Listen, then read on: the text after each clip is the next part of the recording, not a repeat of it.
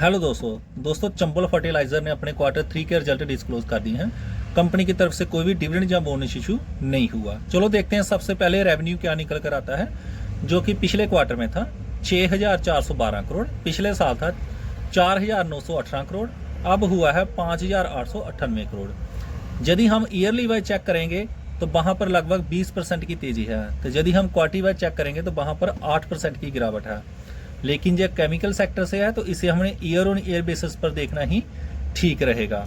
इसके बाद हम चेक कर लेते हैं एक्सपेंस, जो कि पिछले क्वार्टर में था 5,658 करोड़, पिछले साल था 4,230 करोड़, अब हुआ है 5,166 करोड़। तो एक्सपेंस थोड़े से इस क्वार्टर में ज़्यादा बढ़कर आए हैं, क्योंकि जो हमारा रेवेन्यू है वो लगभग 20% से करीब बढ़ा है, तो जो एक्सपेंस है वो लगभग 23% के करीब बढ़ा है। उसके बाद चेक कर लेते हैं नेट प्रॉफिट क्या निकल कर आता है, जो कि पिछले क्वार्टर में था 648 करोड़, पिछले साल था 534 करोड़, अब हुआ है 586 करोड़।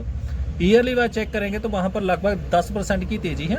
यदि हम क्वार्टरली वाइज चेक करेंगे तो वहां पर डिप है। जहां पर मैं एक चीज हाईलाइट कर देता हूं, क्योंकि इस बार कंपनी को टैक्स थोड़े से कम लगे हैं। यदि हम टैक्स की तरफ देखते हैं तो पिछले क्वार्टर में लगे थे 193 करोड़, पिछले साल थे लगे थे 248 करोड़, अब मात्र लगे हैं 181 करोड़। तो टैक्स इस क्वार्टर में थोड़े से कम लगेंगे, इसका इफेक्ट हो सकता है कि प्रॉफिट में पड़े।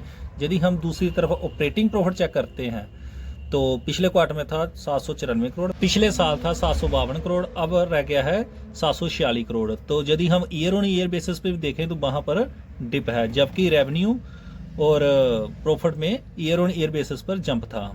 तो ओवरऑल देखा जाए तो रिजल्ट कुछ खास नहीं है, एवरेज बोल सकते हो या मिक्स टाइप के रिजल्ट बोल सकते हो।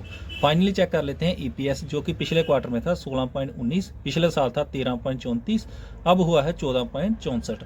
आई होप आपको वीडियो इन्फॉर्मेटिव लगी है, तो इस चैनल को लाइक और सब्सक्राइब जरूर कर लें। Thank you.